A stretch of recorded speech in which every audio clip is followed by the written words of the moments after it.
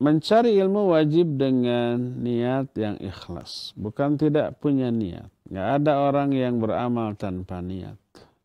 Semua orang beramal dengan niat. Hanya ada yang benar, ada yang salah, ada yang baik, ada yang buruk. Salah satu makna dari innamal a'malu binniyat, maknanya adalah semua amal itu pasti dengan niat. Tidak ada orang yang beramal tanpa niat. Orang ke masjid pasti dengan niat. Kalau ada orang yang menyatakan saya mah nggak punya niat apa-apa, ke masjid itu iseng aja. Berarti niatnya iseng. Iseng adalah sebuah niat. Nah, jadi mencari ilmu wajib dengan niat yang baik, yang benar, ikhlas karena Allah Subhanahu wa taala. Ingin meraih ridhonya, ingin meraih semua yang Allah janjikan bagi orang yang mencari ilmu. Termasuk menghilangkan kebodohan dari dirinya dan dari diri orang lain. Kata Imam Ahmad, al-ilmu la ya'diluhu syai'un in sahhatin niyah. Ilmu itu tidak ada bandingannya kalau niatnya benar. Ditanya kaifa dzalik, bagaimana niat yang benar itu? Beliau menjawab, yanwi li raf'il jahli an nafsihi wa an ghairi.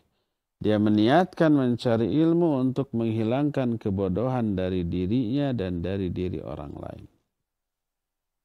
Jadi wajib ikhlas. Ketika tidak ikhlas, dia terjerumus ke dalam dosa dan maksiat.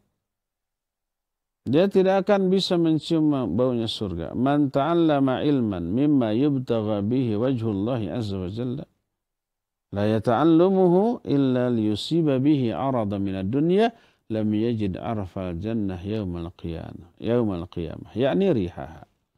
Siapa orang yang mencari sebuah ilmu yang harus dicari untuk memperoleh wajah Allah, tapi dia tidak mencari ilmu itu kecuali untuk meraih keuntungan dunia, dia tidak akan bisa mencium baunya surga di hari kiamat nanti. Jadi wajib mencari ilmu dengan niat yang benar, yang tulus. Apa niat yang tulus? Niatkan mencari ilmu untuk meraih ridha Allah, meraih kecintaan Allah, rahmat Allah, pujian dan sanjungan Allah di hadapan para malaikat, doa para malaikat, pahala, ampunan, dan meniatkan menghilangkan kebodohan dari diri sendiri dan dari diri orang lain. Dan semua yang Allah janjikan itu ikhlas dalam mencari ilmu. Jangan diniatkan untuk mencari dunia. Baik dunia itu harta, saya mau mencari ilmu biar kaya. Saya mencari ilmu biar berkuasa. Saya mencari ilmu supaya beken, supaya terkenal, supaya populer. Saya mencari ilmu supaya menjadi rebutan para wanita. Nggak boleh. Itu adalah niat yang salah dalam mencari ilmu. Nah, sekarang bagaimana kalau orang mencari ilmu niatnya salah? Bagaimana? Teruskan saja dengan niat tersebut. Nanti dengan ilmu dia akan tahu, oh ternyata ilmu itu nggak boleh dicari dengan niat karena dunia. Nanti dia akan merubah niat. Dan inilah yang dialami oleh para ulama. Seperti perkataan Imam Al-Baihaqi tadi. Talabna al-ilma li ghairillah fa'aba. Ilmu itu kami dulu pernah mencari ilmu. Bukan karena Allah. Ternyata gagal. Akhirnya setelah ilmu kita pelajari ternyata wajib ikhlas. Akhirnya berubah niat. Ini yang menyebabkan dibolehkannya membujuk orang kafir agar masuk Islam dengan harta. Berikan harta dulu agar dia senang dengan harta itu, diberi harta agar masuk Islam. Tapi setelah masuk Islam dibina, dididik, didakwahi. Akhirnya niatnya berubah. Yang tadinya masuk Islam karena harta, akhirnya menjadikan Islam jauh lebih dia cintai dari apapun di alam jagat raya ini. Oleh karena itu boleh kita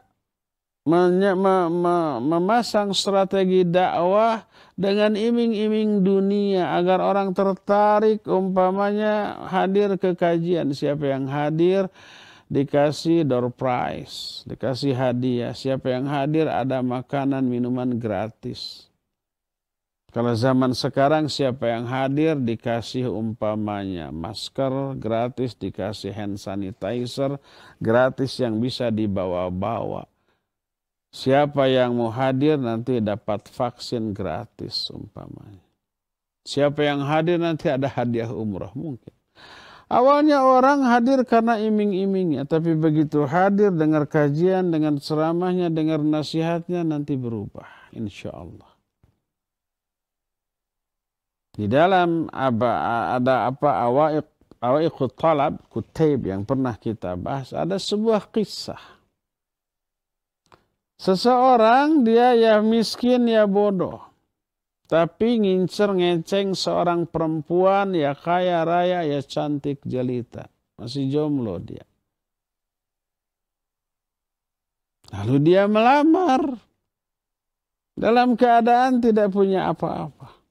Ternyata lamarnya ditolak. Gak punya nilai jual dia.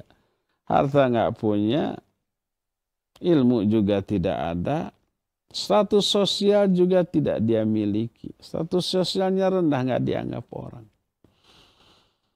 Akhirnya dia berpikir setelah ditolak, kekeh tuh ya. Kekeh ingin dapat si perempuan itu, gigih dia. Dia berpikir dengan apa saya bisa memikat hati wanita itu. Apakah dengan harta atau dengan kehormatan? Kalau dengan harta saya harus mencari banyak uang. Setelah kaya baru bisa melamar dan mungkin diterima. Kalau dengan kehormatan saya harus belajar mencari ilmu. Akhirnya dia memilih dengan kehormatan dia belajar mencari ilmu. Akhirnya dia berhasil. Awalnya mencari ilmu untuk memperoleh wanita yang dikecengnya tadi. Setelah belajar ilmu nggak boleh diniatkan. Akhirnya dia ikhlas tulus dan menjadikan ilmu sebagai segala-galanya. Akhirnya dia tidak punya hajat, tidak punya minat lagi ke perempuan itu. Setelah dia menjadi seorang yang berilmu, mengajarkan ilmunya, disanjung banyak orang, dipuji banyak orang, diikuti, dijadikan panutan, memperoleh kehormatan dan kemuliaan dengan ilmunya.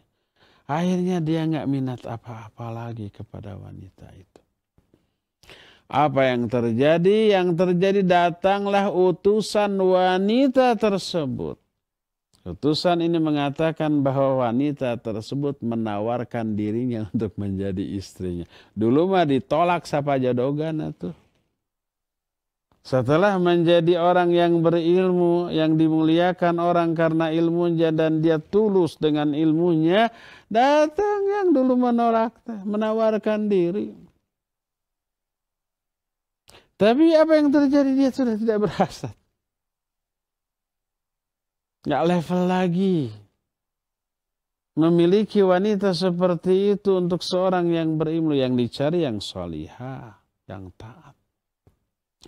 Ini sesuai dengan sabda Rasul sallallahu alaihi wasallam, siapa orang yang mengejar akhirat dengan memunggungi, membelakangi dunia, maka dunia akan mengejar dia dalam keadaan dunia itu hina dalam pandangannya. Jadi, kalau ada seseorang yang mencari ilmu dengan niat yang keliru, yang salah, teruskan. Nanti di tengah perjalanan, setelah ilmu itu dia pelajari lebih mendalam, dia akan tahu. Ilmu wajib dikaji secara ikhlas, nanti dia akan berubah niat. Ya, wallahu a'lam bishawab.